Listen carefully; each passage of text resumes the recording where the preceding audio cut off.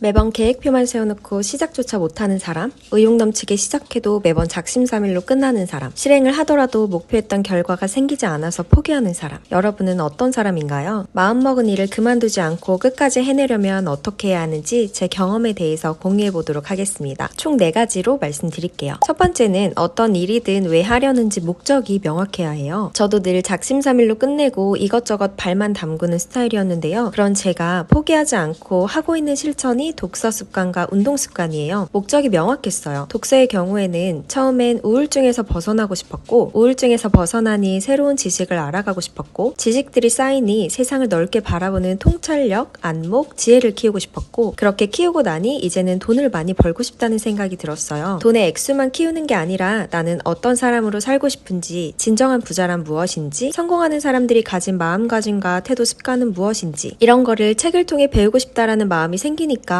책을 놓지 않게 되더라고요. 알리사님은 북태기가 왔을 때 어떻게 하셨어요? 라는 질문을 종종 받아요. 저는 북태기가 없었어요. 항상 이 책을 읽는 이유가 있었기 때문에 제가 선택한 책에선 무조건 한 개씩은 도움을 받았거든요. 그 책 자체가 저와 맞지 않고 재미가 없을지언정 그조차도 어떤 책이 나와 맞지 않는지 배울 수 있는 계기가 되었으니까요. 2년 7개월 동안 매일 책을 읽으면서 책의 권태감을 느껴본 적은 없습니다. 운동의 경우에도 처음엔 만성 어깨 통증을 고치고 싶어서 시작했는데 어깨 치료를 위해서 등 운동, 허리 운동, 코어 운동 이런 걸 하다 보니까 체형이 예뻐지더라고요. 그러면서 예전에 못 입었던 옷들을 입을 수 있게 됐고 자세도 올바르게 바뀌니 자신감도 올라가고 그래서 더 즐겁게 운동을 유지할 수 있었어요. 지금은 체력 강화, 자신감 유지를 위해서라도 운동을 유지하고 있습니다. 이처럼 모든 일에 있어서 이 일을 왜 하는지 why가 있어야만 포기하지 않고 끝까지 갈 수 있어요. 이 점을 꼭 기억해주세요. 두 번째는 계획표를 거창하게 세우지 마세요. 저는 투두리스트를 안 써요. 아무것도 모를 땐 저도 매일 썼죠. 그 투두리스트 지워가는 낙으로 행동했어요. 하지만 본질적으로 중요한 건 할 일 리스트를 한 줄씩 지워가는 재미가 아니라 그 행동을 정말 해야 하는 건지, 이걸 하면 어떤 부분에서 내 인생이 업그레이드 되는 건지 방향성을 체크하셔야 합니다. 그 방향성을 정할 때는 꼭 해야 할 일, 하면 좋지만 안 해도 되는 일, 꼭 안 해도 되는 일, 이렇게 나눠서 생각을 해보셔야 돼요. 계획표를 세우는 것보다 중요한 건 지금 정말 해야만 하는 일을 하는 거,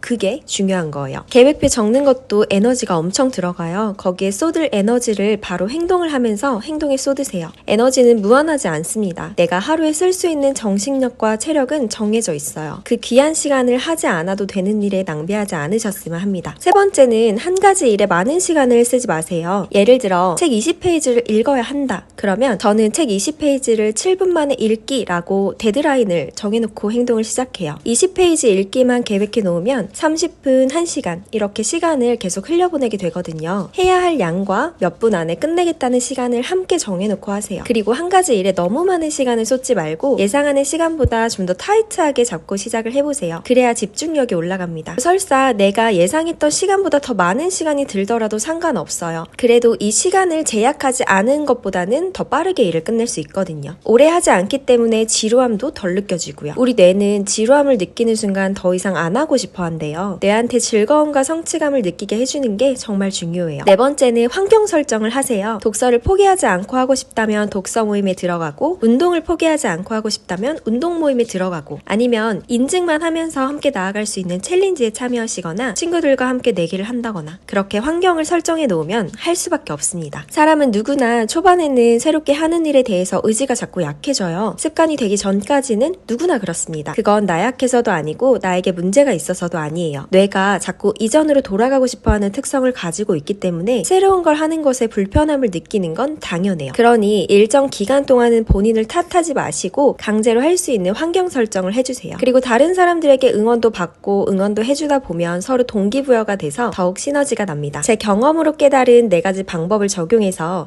2025년에는 마음먹은 일들을 끝까지 해내는 우리가 되어봅시다. 저는 언제나 여러분의 나다움을 응원합니다.